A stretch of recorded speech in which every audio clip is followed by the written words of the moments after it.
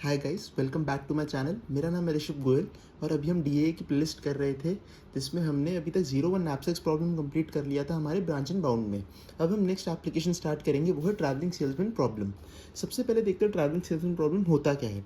Travelling salesman problem होता है कि हमारे पास कुछ नंबर ऑफ सिटीज़ गिवन होती है और जो हमारा सेल्स पर्सन है उसे इन सिटीज़ को ट्रैवर्स करना होता है इस तरीके से ताकि वो सारी सिटीज़ को सिंगल टाइम ही सर्व करे, मतलब उन सारी सिटीज़ को सिंगल टाइम ही ट्रैवर्स करे और अपनी स्टार्टिंग सिटी पे वो वापस आ जाए। जिस सिटी से उसने स्टार्ट किया था वहीं पर वो वापस आ जाए एंड द पाथ जो वो कवर करता है वो सबसे छोटा हो। The path it covers must be the shortest one.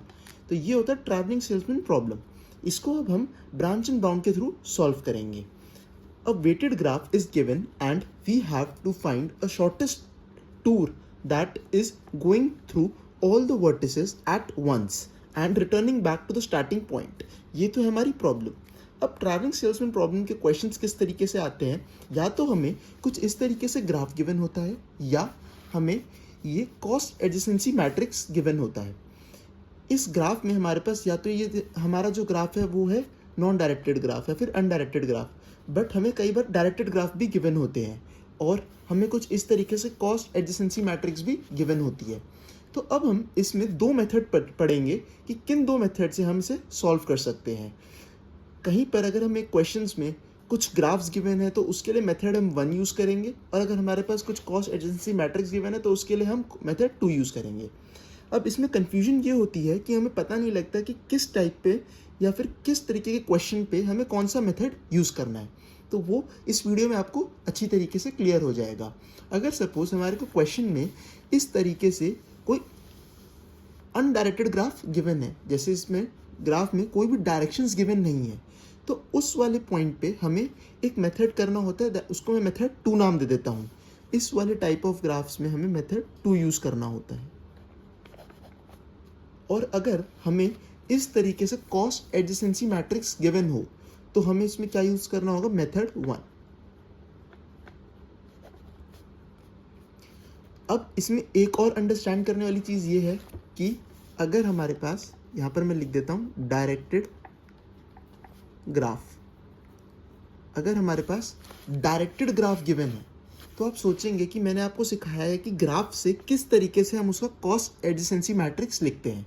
तो आप ये भी सोच सकते हैं कि हम उस ग्राफ से उसका कॉस्ट एडजेसेंसी मैट्रिक्स में कन्वर्ट करें और फिर उसको मेथड 1 से सॉल्व कर लें। ये सबसे बेस्ट तरीका होता है फॉर डायरेक्टेड ग्राफ। मैं इसलिए आपको कहूँगा जब भी आपको डायरेक्टेड ग्राफ गिवन हो क्वेश्चन में तो आप हमेशा कौन सा यूज़ करें, मेथड 1। वो कैसे यूज़ होगा, डायरेक्टेड ग्राफ को कॉस्ट एडजेसेंसी मैट्रिक्स में कन्वर्ट करके। कॉस्ट एडजेसेंसी मैट्रिक्स क्या होती है मैं आपको यहाँ पर थोड़ा सा समझा देता हूँ। हमें क्या करना होता है, सारे वर्टिसेस लिखने होते हैं, रो में भी और कॉलम में भी, और हर वर्टेक्स से दूसरे वर्टेक्स तक जाने का डिस्टेंस जो कि हमें ग्राफ में गिवन होगा। यहाँ पर आप डिस्टेंस कह सकते हैं या वेट कह सकते हैं। अब हम देखते हैं यहाँ पर हमारे पास अगर अनडायरेक्टेड ग्राफ गिवन हो या फिर नॉन डायरेक्टेड ग्राफ, अगर हमारे पास अनडायरेक्टेड ग्राफ गिवन हो कुछ इस तरीके से और उसके वेट्स गिवन हो तो हमें कौन सा मेथड यूज़ करना है, मेथड 2। और अगर हमें इस तरीके से डायरेक्टली कॉस्ट एडजेसेंसी मैट्रिक्स ही गिवन है तो भी हमें क्या यूज़ करना है, मेथड 1। यहाँ पर मैं लिख देता हूँ cost adjacency matrix, cost adjacent matrix. अगर हमारे को कॉस्ट एडजेसेंट मैट्रिक्स गिवन हो या फिर डायरेक्टेड ग्राफ गिवन हो तो हमें यूज़ करना है मेथड 1, और अगर हमारे पास अनडायरेक्टेड ग्राफ गिवन हो तो यूज़ करना है मेथड 2। ये पॉइंट आपको याद रखना है, ये आपको बहुत हेल्प करेगा एग्जाम पॉइंट ऑफ व्यू से। अब हम सबसे पहले देखते हैं हमारा मेथड 1 कि मेथड 1 में अगर हमें डायरेक्टेड ग्राफ गिवन हो या फिर इस तरीके से कोई एडजेसेंसी मैट्रिक्स गिवन हो तो उसे हम कैसे सॉल्व करते हैं। मैं एक एग्जांपल ले लेता हूँ जिसमें मैं कॉस्ट एडजेसेंसी मैट्रिक्स ही ले लेता हूँ एक, और उसको सॉल्व करके दिखाता हूँ। अगर आपको कोई भी डायरेक्टेड ग्राफ गिवन हो तो उससे आप मैट्रिक्स तो आसानी से बना ही सकते हैं और फिर उसके बाद जो मेथड मैं आगे सिखाऊंगा वही अप्लाई हो जाएगा। अब सपोज हमारे पास कुछ एग्जांपल गिवन है जिसमें हमें ये कॉस्ट एडजेसेंसी मैट्रिक्स गिवन है। अब इसमें हम यहाँ पर पता है हमें क्या होते हैं, वर्टिसेस। तो इधर हम वर्टिसेस नंबर डाल लेते हैं 1 2 3 4 5, और इधर भी 1 2 3 4 5। इसका मतलब हमारे पास ग्राफ में 5 वर्टिसेस होंगे। अब इसको समझने से पहले हम समझते हैं कि हमारा ग्राफ वर्क कैसे कर रहा होगा। जैसे सपोज हमारा जो सेल्समैन है वो हमारी फर्स्ट नोड से सपोज स्टार्ट करता होगा, या फिर हम कह सकते हैं फर्स्ट सिटी से स्टार्ट करता होगा। तो यहाँ पर मैंने लिख दिया वो फर्स्ट सिटी से स्टार्ट कर रहा है। तो उसके पास क्या क्या चॉइसेस है। अगर हमारे पास 5 सिटीज़ थी टोटल में, तो उसके पास चॉइस है तो वो सेकंड सिटी पे जा सकता है, ये third city, fourth city and fifth city. मैं इन नोड्स को नाम देता हूँ second, third, fourth, fifth. City name है इसमें 2, 3, 4, 5। ये नोड्स हैं और ये सिटीज़ हैं। अब फर्स्ट नोड के बाद उसके बाद चॉइसेस थी थर्ड पे, फोर्थ पे और फिफ्थ पे जाने की। इसके बाद अगर सपोज वो सेकंड नोड पे आता है तो उसके पास क्या क्या चॉइसेस होंगी। या तो वो थर्ड पे जा सकता है, फोर्थ पे और फिफ्थ पे। मैं उसको डाल देता हूँ 6, 7, 8। या तो सिटी थर्ड पे जा सकता है, सिटी 4 पे या सिटी 5 पे। ऐसे ही बाकी सब सिटीज़ में वो ट्रैवल कर सकता है, उसको बाकी और पाथ मिल जाएंगे। पर यहाँ पर इशू क्या है कि हमें सारे पाथ कवर करने पड़ेंगे। इसे या आप एक तरीके से बैक ट्रैकिंग भी कह सकते हैं। बैक ट्रैकिंग में हम क्या करते थे, हम सबसे पहले फर्स्ट नोड को एक्सप्लोर करेंगे, फिर सेकंड, फिर सिक्स्थ, ऐसे डेप्थ फर्स्ट में हम सर्च करते रहेंगे। उसके बाद अगर हमें सॉल्यूशन नहीं मिलेगा तो हम वापस से बैक ट्रैक करेंगे और किसी दूसरे सॉल्यूशन को फाइंड करेंगे। बट इसमें क्या थी, हमारी टाइम कॉम्प्लेक्सिटी बहुत ज़्यादा लग जाती थी। इसीलिए अब हम यूज़ करेंगे इसमें branch and bound. Branch and bound में आपको याद हो, मैंने पिछली वीडियोज़ में बताया है कि हम इसमें क्या यूज़ करते हैं, अपर बाउंड, लोअर बाउंड और कॉस्ट का कॉन्सेप्ट। तो इसी में हम उसी कॉन्सेप्ट का यूज़ करके least cost branch and bound use करके हम हमारे जो नंबर ऑफ अटैम्प्ट्स हैं उसको कम करेंगे। जैसे सपोज हम हर पॉइंट पे उसकी कॉस्ट निकालेंगे और जिस भी नोड की कॉस्ट सबसे कम होगी उसी नोड को हम ट्रैवर्स करेंगे और हमारे सॉल्यूशन को हम फाइंड करेंगे। अब इधर हम देखते हैं सबसे पहले कि हम उसे करते कैसे हैं। जैसे हमारे पास ये क्वेश्चन गिवन है और इधर हमारे पास अभी इनिशियल स्टेट है, अभी हमें नहीं पता कि वो कहाँ से स्टार्ट करेगा और कहाँ पर एंड करेगा। तो सेल्समैन को हम सबसे पहले अज्यूम करेंगे कि वो हमारी फर्स्ट नोड से स्टार्ट करेगा। जैसे मैं यहाँ पर अलग से ग्राफ बना रहा हूँ। जैसे सपोज वो फर्स्ट नोड से स्टार्ट करता है, तो फर्स्ट नोड पे अब हमें को क्या निकालनी होगी, कॉस्ट निकालनी होगी। कॉस्ट निकालने के लिए हम कैसे करेंगे, कॉस्ट निकालने के लिए हम सबसे पहले जो हमारी इनिशियल कॉस्ट एडजेसेंसी मैट्रिक्स है उसमें रो रिडक्शन करेंगे। रो रिडक्शन कैसे होता है, रो में जो भी सबसे लीस्ट एलिमेंट है, जो भी सबसे छोटा एलिमेंट है, उसको हम यहाँ पर रो वाइज लिख लेंगे। जैसे इधर सबसे छोटा एलिमेंट है 10, इधर सबसे छोटा एलिमेंट है 2, इधर सबसे छोटा एलिमेंट है 2, इधर सबसे छोटा एलिमेंट है 3, इधर सबसे छोटा है 4। अब हमने रो में सबसे छोटे एलिमेंट्स लिखने के बाद इन सबको, इन्हीं एलिमेंट्स को इन रो में से रिड्यूस कर देना है। जैसे 10 को अगर हम इसमें से रिड्यूस करेंगे तो इन्फिनिट माइनस 10 कोई फ़र्क नहीं पड़ेगा, 20 माइनस 10 10 हो जाएगा, 30 minus 10 20, 10 minus 10 0 and 11 minus 10 is 1। अब इन सबको मैं सब्ट्रैक्ट करके यहाँ पर लिख लेता हूँ। सब्ट्रैक्ट करने के बाद ये होगा इन्फिनिट, ये होगा 20, सॉरी ये होगा 10, 30 माइनस 10 होगा 20, 11 माइनस 10 है 1। ऐसे ही अब 2 को इस वाली रो में से सब्ट्रैक्ट करना है, that is 13, infinite, 16 minus 2 14, 4 minus 2 is 2, 2 minus 2 is 0। यहाँ पे मिस्टेक हो गई कहीं पर, इन्फिनिट, फिर उसके बाद 10, देन 20, देन यहाँ पर 0 आना था और फिर उसके बाद 1। अब फिर इसके बाद 2 को इसमें से सब्ट्रैक्ट करेंगे, 2 को इसमें से सब्ट्रैक्ट करेंगे, 3 है, 3 minus 2 is 1, 5 minus 1 is 4, 5 minus 2 sorry there is 3। आप थोड़ा गैप देके लिखें ताकि आपको कन्फ्यूजन ना हो। इन्फिनिट माइनस 3 कोई डिफरेंस नहीं है, infinite, 2 minus 2 is 0, 4 minus 2 is 2। अब 3 को इन रो में से सब्ट्रैक्ट करना है तो वो होगा 16, 3, 15, इन्फिनिट एंड 0। ऐसे ही 4 को इधर से सब्ट्रैक्ट कर लेंगे। 16 minus 4 is 12, 4 minus 4 is 0, 7 minus 4 is 3, 16 minus 4 is 12 and infinite minus 4 is infinite. ये था हमारा रो रिडक्शन।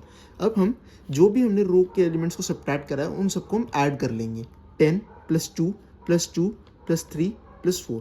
तो ये होगा हमारे पास 8, 18, 21। अब इसको करने के बाद ये थी हमारी रो रिडक्शन की स्टेप। इनिशियली हमने रो रिड्यूस करके ये मैट्रिक्स मिला। अब हमें इसमें करना होगा कॉलम रिडक्शन। कॉलम रिडक्शन के लिए भी हम सेम प्रोसीजर यूज़ करेंगे कॉलम वाइज। कॉलम वाइज हम सबसे छोटा एलिमेंट फाइंड करेंगे और उस एलिमेंट को हम उसी कॉलम में से सब्ट्रैक्ट कर देंगे। जैसे इधर सबसे छोटा एलिमेंट है 1, इधर सबसे छोटा एलिमेंट है 0, इधर सबसे छोटा है 3, इधर 0 और इधर भी 0। तो इसको हम इसमें से सब्ट्रैक्ट करेंगे और नया मैट्रिक्स लिखेंगे। उसको लिखने के लिए मैं यहाँ पर डायरेक्ट लिख देता हूँ infinite minus 1 infinite, 13 minus 1 is 12, 1 minus 1 is 0, 16 minus 1 is 15, 12 minus 1 is 11। इसमें 0 है तो कोई डिफरेंस नहीं आएगा। 3 तो 20 माइनस 3 इज 17, 14 माइनस 3 इज 11, ये इनफाइनाइट, यहाँ पर 12, ये 0। ऐसे हम यहाँ पर करेंगे 0 और 0, कोई डिफरेंस नहीं आएगा। अब हम जो भी कॉलम में हम रिडक्शन करें उनका सम लेंगे। उनका सम क्या आएगा 3 + 1 दैट इज 4। तो जो भी हमारा सम आया है रो में और जो भी हमारा सम आया है कॉलम में उसको हम ऐड कर लेंगे, क्योंकि हमने क्या करा है सेम ही मैट्रिक्स पे ऑपरेशंस परफॉर्म करे हैं। तो हम इनको ऐड कर लेंगे, यहाँ पर 4 ऐड कर लेंगे तो ये आया 25। यहाँ पर हमें मतलब एक मैट्रिक्स पे जब हमने रो रिडक्शन करा और फिर उसी मैट्रिक्स पे हमने कॉलम रिडक्शन करा तो हमें जो कॉस्ट मिली वो मिली 25। ये है हमारी एक तरीके से कॉस्ट। इसका मतलब है कि एट द फर्स्ट नोड हमारी जो कॉस्ट होगी वो होगी 25। और अपर बाउंड में हमेशा हम क्या लेके चलते हैं इनफाइनाइट। अपर बाउंड हम इनिशियली क्या लेके चलेंगे इनफाइनाइट। आपने देखा होगा 0-1 नैपसेक्स वाली प्रॉब्लम में हम हर पॉइंट पे जो अपर बाउंड है उसे अपडेट करेंगे, बट यहाँ पर हम हर पॉइंट पे अपर बाउंड को अपडेट नहीं कर रहे होते। हम इसको सिर्फ एंड में ही अपडेट करेंगे। हम यहाँ पर अभी हर नोड की कॉस्ट लिखेंगे। अब 1 नोड के बाद जाने के बाद हम कितनी नोड्स पे जा सकते हैं, या तो सेकंड नोड पे, या तो थर्ड नोड पे, या फिर फोर्थ, या फिर फिफ्थ। अब सबसे पहले हम फर्स्ट से सेकंड नोड पे देखते हैं कि हम कैसे सॉल्व करेंगे। ये अब आ गई हमारी मैट्रिक्स जब हम फर्स्ट नोड पे थे, या फिर हम कह सकते हैं यहाँ पर फर्स्ट सिटी पे थे। ये नोड्स अलग हैं और सिटीज़ अलग हैं। मैं यहाँ पर लिख देता हूँ कि ये हमारी सिटी 1 है, city 2, city 3, city 4 and city 5। और ये हमारी नोड तब है जब हम फर्स्ट नोड पे थे। ये हमारी मैट्रिक्स तब है जब हम फर्स्ट नोड पे थे। अब जब हम 1 से 2 पे जा रहे हैं तो हमें क्या करना होगा, जो हमारी यहाँ पर मैं नाम लिख देता हूँ सभी मैट्रिक्स के। जब हम फर्स्ट से सेकंड नोड पे जा रहे हो तो फर्स्ट रो और सेकंड कॉलम के एलिमेंट्स को हमें क्या करना होगा इनफाइनाइट। सबसे पहले मैं यहाँ पर लिख देता हूँ फर्स्ट रो और सेकंड कॉलम के एलिमेंट्स को इनफाइनाइट।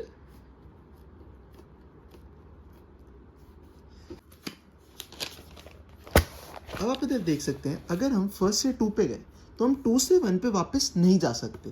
तो इसका मतलब 2 से 1 पे भी हमारे पास कोई पाथ नहीं है, तो उसको भी हम क्या लेंगे इनफाइनाइट लेंगे। तो इसका मतलब सेकंड रो और फर्स्ट कॉलम के एलिमेंट को हमें क्या करना होगा इनफाइनाइट करना होगा। तो इस वाले एलिमेंट को भी हम क्या कर देंगे इनफाइनाइट कर देंगे, और बाकी अदर एलिमेंट्स हम एज इट इज़ कॉपी कर लेंगे। अब जो हमें यहाँ पर मैट्रिक्स मिली है इसे हम बोलेंगे रिड्यूस्ड मैट्रिक्स, और जो हमें कॉस्ट मिली थी इसको हम बोलेंगे रिड्यूस्ड कॉस्ट एट नोड 1। इसका मतलब हमने अभी सबसे छोटा डिस्टेंस फाइंड कर लिया है फ्रॉम नोड 1। अब हमें जो भी आगे के ऑपरेशंस परफॉर्म करने हैं वो हमारे नोड 1 के थ्रू ही परफॉर्म करने हैं, क्योंकि आप देख सकते हैं यहाँ पर हम नोड 1 से ही आगे जाएंगे। तो इसका मतलब अब हमें आगे जो मैट्रिक्स यूज़ करनी होगी वो हमारी नोड 1 वाली मैट्रिक्स ही हमें यूज़ करनी होगी।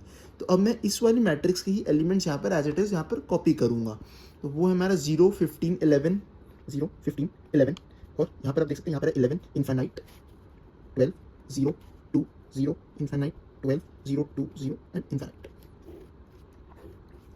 1 2 3 4 5, 1 2 3 4 5। ये मैट्रिक्स तब बनाई है जब हम फर्स्ट नोड से सेकंड नोड पे गए।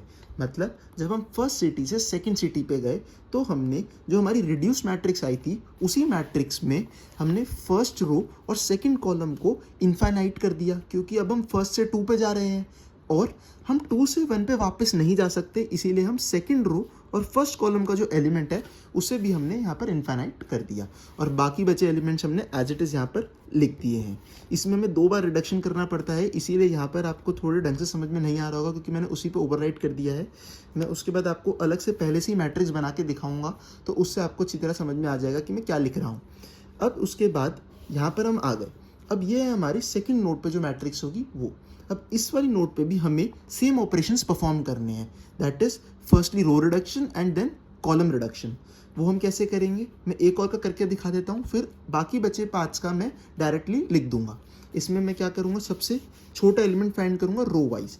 यहाँ पर आप देख सकते हैं मेरे पास इन्फाइनाइट है, तो इधर मेरे पास कोई भी सबसे छोटा एलिमेंट नहीं होगा, तो मैं इधर 0 ही लिखूँगा। तो यहाँ पर हमारे पास है 0, यहाँ पर भी 0, यहाँ पर भी 0 और यहाँ पर भी 0। इसका मतलब रो वाइज हमारे पास कोई भी रिडक्शन नहीं हो रही है और इनका सम भी मेरे पास क्या आएगा, 0 ही आएगा। अब मैं इनको देखूंगा कॉलम वाइज। कॉलम वाइज देखेंगे तो यहाँ पर आएगा 0 0 0, यहाँ पर सारे इन्फाइनाइट है तो 0 और यहाँ पर भी 0। तो कॉलम वाइज भी इसमें कोई भी रिडक्शन नहीं हो रही है, तो यहाँ पर भी कॉलम का सम आएगा +0, तो ये भी होगा 0। इसका मतलब यहाँ पर कोई भी रिडक्शन और परफॉर्म नहीं हो रही है। तो ये है हमारी मैट्रिक्स एट नोड 2। तो इसको मैं लिख लेता हूँ मैट्रिक्स एट नोड 2। अब ये हमारी कॉस्ट नहीं है, इधर जो 0 आया है इसे हम कॉस्ट नहीं कह सकते। अगर हमें हमारी नोड 2 पे कॉस्ट निकालनी है तो वो क्या कॉस्ट होगी, वो कॉस्ट होगी हमारी पिछली reduced cost plus cost at this node. वो होगी हमारी नोड 2 पे कॉस्ट। नोड 2 की कॉस्ट अगर हमें लिखनी हो तो कैसे लिखेंगे हम, अगर हम 1 से 2 पे जा रहे हैं तो उसकी कॉस्ट लिखेंगे हम cost of going from 1 to 2। जो भी ओरिजिनल कॉस्ट है 1 से 2 पे जाने की वो कॉस्ट प्लस फर्स्ट वाले नोड की कॉस्ट, जो उससे पहले वाला नोड है उसकी रिड्यूस्ड कॉस्ट, वो थी यहाँ पर 25। मैं यहाँ पर अभी जर्नल लिख देता हूँ रिड्यूस्ड कॉस्ट, वो ये वाली रिड्यूस्ड कॉस्ट है जो हमारी पिछली टाइम रिड्यूस हुई थी, प्लस जो हमारी रिड्यूस कॉस्ट अब आई है वो, उसे मैं लिख देता हूँ R'। जैसे ये वाली हमारी रिड्यूस कॉस्ट अभी आई है, इसे हम लेंगे R'। देखते हैं इसको कैसे फाइंड करेंगे। सबसे पहले हम ढूंढना है कॉस्ट फ्रॉम गोइंग 1 to 2, जो भी कॉस्ट हमारी एक्चुअल लग रही है 1 से 2 तक जाने में। अब आप देख सकते हैं ये हमारी फर्स्ट नोड की टेबल है और हमें फर्स्ट से 2 पे जाना है, तो इसीलिए हम जो भी वैल्यूज़ फाइंड करेंगे वो फर्स्ट वाली टेबल से ही फाइंड करेंगे, हम इस वाली टेबल से फाइंड नहीं करेंगे, क्योंकि अब हम शिफ्ट हो चुके हैं हमारी फर्स्ट नोड की टेबल पे। तो फर्स्ट नोड की जो मैट्रिक्स है हम उसी से कॉस्ट ऑफ 1 से लेके 2 तक फाइंड करेंगे। कॉस्ट ऑफ 1 से लेके 2 की कॉस्ट है हमारे पास 10, तो इसको लिखेंगे हम 10 प्लस रिड्यूस्ड कॉस्ट, जो भी हमारी पिछली नोड जिससे हम आए हैं उसकी रिड्यूस्ड कॉस्ट क्या थी, वो थी हमारी 25। हम क्योंकि नोड 1 से आए हैं, आप देख सकते हैं हम ये 1 से 2 पे जा रहे हैं, तो हम कौन सी नोड से आए हैं, हम फर्स्ट नोड से आए हैं, तो उसकी रिड्यूस्ड कॉस्ट क्या थी 25 थी, तो इसीलिए अब हमने उसकी कॉस्ट ऐड करी है, वो है 25 प्लस जो भी रिड्यूस कॉस्ट आपकी इस वाली मैट्रिक्स में आई है वो है R'। इधर हमारे पास क्या आई है वो है 0, तो टोटल कॉस्ट क्या आ गई इस वाले पॉइंट की, या फिर कह सकते हैं इस वाले नोड की, वो है हमारे पास 35। तो इधर हमारे पास जो रिड्यूस कॉस्ट आई है वो आई है 35। इधर अब आप कॉस्ट लिख सकते हैं 35, इस वाले नोड की कॉस्ट है 35। यहाँ पर जिस भी नोड की आपको मैट्रिक्स मिल रही है उसके ऊपर नोड वैल्यू लिखना बहुत इंपॉर्टेंट है, क्योंकि उसके वजह से आपको एंड में कन्फ्यूजन हो सकती है कि किस मैट्रिक्स को यूज़ करके आपको कौन सी रिडक्शन परफॉर्म करनी है। अब आप देख सकते हैं हम 1 से 2 पे जा चुके हैं, अब हमें कहाँ पर जाना होगा 1 से 3 पे। अब इसी तरीके से हम 1 से 3 की भी टेबल लिखेंगे, तो 1 से 3 पे जाने के लिए हम कौन सी टेबल का ही इस्तेमाल करेंगे, फर्स्ट टेबल का ही। हमने सेकंड की टेबल तो बना ली है बट अभी हम उसे यूज़ नहीं करेंगे, क्योंकि वो हम तभी यूज़ कर सकते हैं जब हम सेकंड से कहीं और जा रहे हों। अगर हम फर्स्ट नोड से ही जा रहे हैं तो हमें टेबल कौन सी यूज़ करनी पड़ेगी, फर्स्ट नोड की ही। अब हम जाते हैं फर्स्ट नोड से थर्ड नोड पे। अब यहाँ देख सकते हैं मैंने सारी टेबल्स बना दी हैं। अब फर्स्ट नोड से थर्ड नोड पे अगर हमें जाना है तो हम क्या करेंगे, हमारी जो फर्स्ट वाली टेबल थी, फर्स्ट नोड की टेबल थी, उसी में हम फर्स्ट रो और थर्ड रो को first row and third column को हम इनफाइनाइट बना लेंगे, और हम 3 से 1 पे भी नहीं जा पाएंगे, तो हम क्या करेंगे, जो हमारा 3 और 1 वाला पॉइंट है उसे भी हम इनफाइनाइट बनाएंगे। ये एक बहुत इंपॉर्टेंट पॉइंट है, बच्चे मिस कर जाते हैं और उस वजह से आखिरी तक उनका आंसर गलत आ जाता है। यहाँ पर आप देख सकते हैं जो हमारी फर्स्ट नोड की मैट्रिक्स थी उसी में हमें हमारा फर्स्ट रो और थर्ड कॉलम को इनफाइनाइट बनाना होगा, क्योंकि अब हम जा रहे हैं 1 से 3 पे। तो हमने जो हमारा फर्स्ट रो है और थर्ड कॉलम है उसे इनफाइनाइट बना लिया। उसके बाद एक और हमें एलिमेंट इनफाइनाइट बनाना था, वो था 3 से 1 पे, वो था 3 से 1 पे, वो है ये वाला एलिमेंट। तो इसे भी हमने इनफाइनाइट बना लिया है। उसके बाद हमने उसमें सबसे छोटा एलिमेंट निकाला रो वाइज और उसे उसमें से सब्ट्रैक्ट करा। उसके बाद हमने फिर वापस निकाला कॉलम वाइज और फिर उसे उसमें से सब्ट्रैक्ट करा। तो जो भी हमारे एलिमेंट्स फाइंड हुए थे उन सब का हमने सम निकाला, और उसका सम निकालने के बाद जो हमारी कॉस्ट आई वो है 11। इधर एक मेन पॉइंट हमें याद रखना था कि पहले हमें रो रिडक्शन करना होता है और फिर जो उसके एलिमेंट्स आते हैं उसे हमें सब्ट्रैक्ट करना होता है, और जब हम कॉलम वाइज जो एलिमेंट्स फाइंड करते हैं वो हम फाइंड करते हैं रो रिडक्शन के बाद। जब हमने रो रिडक्शन कर ली, रो के एलिमेंट्स फाइंड कर लिए सबसे छोटे वाले और उनको उनमें से सब्ट्रैक्ट करा, अब उसके बाद हमें कॉलम वाइज जो भी सबसे छोटा एलिमेंट होता है वो ढूंढना होता है।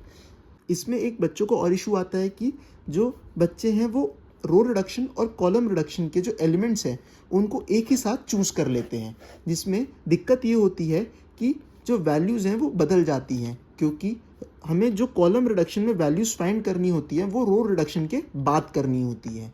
तो इसीलिए इस पॉइंट को भी आप मेंशन करें और अपने नोट्स में कहीं लिख लें कि हमें जो कॉलम रिडक्शन है वो रो रिडक्शन के बाद ही करना है, और उसके बाद जो भी एलिमेंट्स आएंगे उनका सम लेना है एज रो और कॉलम, उन दोनों का सम लेना है, जो वैल्यू आएगी 11। अब हम लिखते हैं कि 1 से 3 तक जाने की हमारी कॉस्ट क्या होगी। वो हम कैसे लिखेंगे, cost of going from 1 to 3, that is the original cost from going 1 to 3 plus reduced cost plus जो हमारे उस पॉइंट पे रिड्यूस हुई है वो वाली कॉस्ट। वो हम कैसे लिखेंगे, कॉस्ट ऑफ गोइंग 1 to 3, हम फर्स्ट से थर्ड पे आ रहे हैं तो हम कौन सी टेबल से देखेंगे, हमारी फर्स्ट वाली टेबल से देखेंगे। हमने यहाँ पर मार्क कर रखा है ये हमारी फर्स्ट टेबल। तो फर्स्ट से थर्ड पे अगर हम आ रहे हैं तो हमारे पास क्या वैल्यू मिल रही है, 17। तो हमने यहाँ पर लिखा 17 plus reduction of the previous element, जिस एलिमेंट से हम आ रहे हैं उसकी रिड्यूस्ड कॉस्ट क्या थी, हम एलिमेंट 1 से आ रहे हैं, उसकी रिड्यूस्ड कॉस्ट थी हमारे पास 25, उसकी रिड्यूस्ड कॉस्ट थी 25, तो उसे भी हमने ऐड कर लिया। प्लस रिड्यूस्ड कॉस्ट हमारी इस वाली मैट्रिक्स के लिए क्या आ रही है, वो आ रही है 11, उसको भी हमने यहाँ पर ऐड कर लिया। अब इन टोटल का सम आया 53। इसका मतलब अब हमें जो कॉस्ट मिली है वो मिली है 53। ये हमारी एट नोड 3 रिड्यूस्ड कॉस्ट। अब सिमिलरली हम 1 से 4 के लिए भी निकालेंगे और 1 से 5 के लिए भी, तो उनकी कॉस्ट भी हम यहाँ पर डायरेक्टली लिख लेंगे। उनकी कॉस्ट है हमारी 23 and 31, सॉरी 25 and 31। अब नेक्स्ट स्टेप आता है कि हमें जो भी सबसे लीस्ट कॉस्ट का एलिमेंट है उसे फाइंड करके उसे ही ट्रैवर्स करना होता है। तो इधर हमारे पास सबसे लीस्ट कॉस्ट किसका है, वो है नोड 4। मतलब अब हमें 4th सिटी से आगे ट्रैवर्स करना होगा। पहले हम 1 से 4 सिटी पे गए और हम उसके आगे वाली नोड्स को सर्च करेंगे। तो इसके आगे हम और कितनी नोड्स को सर्च कर सकते हैं, हम सिटी 4 पे जाने के बाद या तो हम सिटी 2, 3, 5 पे जा सकते हैं। तो इधर हमारे पास 3 नोड्स बनेंगी, नोड 6, नोड 7, नोड 8। इसमें सिटी में लिख लेता हूँ यहाँ 2, 3 and 5। ये हमारी नोड नंबर है और ये हमारे सिटी नंबर है। मतलब हम 4th सिटी से या तो 2nd सिटी पे जा सकते हैं या 3rd पे या 5th पे। अब हम सबसे पहले जाते हैं 4th से 2nd सिटी पे। अब 4th से 2nd सिटी पे जाने में अब हमें कन्फ्यूजन होगी कि टेबल कौन सी यूज़ करनी है। तो उस कन्फ्यूजन को क्लियर करेंगे कि अगर हम 4th से 2nd सिटी पे जा रहे हैं तो हम टेबल यूज़ करेंगे 4th वाली। तो हमने इसीलिए हर पॉइंट पे हर टाइम नोड को मार्क करना है। जैसे हमने जो फर्स्ट नोड की टेबल बनाई थी, सेकंड नोड की टेबल बनाई थी, थर्ड नोड की, फोर्थ नोड की और 5th नोड की, इनको हमें मार्क करते चलना है ताकि आगे हमें कन्फ्यूजन ना हो कि कौन सी टेबल को हमें यूज़ करना है। अब आप देख सकते हैं हमें 4th नोड से 6th नोड पे जाना है, तो टेबल हम कौन सी यूज़ करेंगे, 4th नोड की। हमें सिटी 4 से सिटी 2 पे जाना है। इसका मतलब हम रो 4 और कॉलम सेकंड के एलिमेंट्स को इनफाइनाइट कर देंगे। और हम सेकंड सिटी से फोर्थ सिटी पे भी नहीं जा सकते वापस, क्योंकि हम एक बार फोर्थ से सेकंड पे आ चुके हैं। तो इसीलिए हम सेकंड रो और फोर्थ कॉलम वाले एलिमेंट को भी इनफाइनाइट बनाएंगे। यहाँ पर आप देख सकते हैं हमने फोर्थ सिटी का यूज़ करके जब हम 6th नोड पे गए, ये हमारी टेबल आएगी 6th नोड की। ये कैसे आई ये भी मैं आपको करके दिखाता हूँ। अब ये देख सकते हैं ये है हमारा 4th नोड का मैट्रिक्स। इसमें सबसे पहले हमें क्या करना होगा, अगर हमें 4th नोड से 6th नोड पे जाना है तो हमारी सिटीज़ कौन सी है, 4th नोड से सेकंड सिटी। तो 4th सिटी से हमें सेकंड सिटी का जो भी एलिमेंट्स है उसे ज़ीरो करना होगा। ये है हमारे 4th रो और सेकंड कॉलम। इन सारे एलिमेंट्स को हम क्या कर लेंगे, इनफाइनाइट।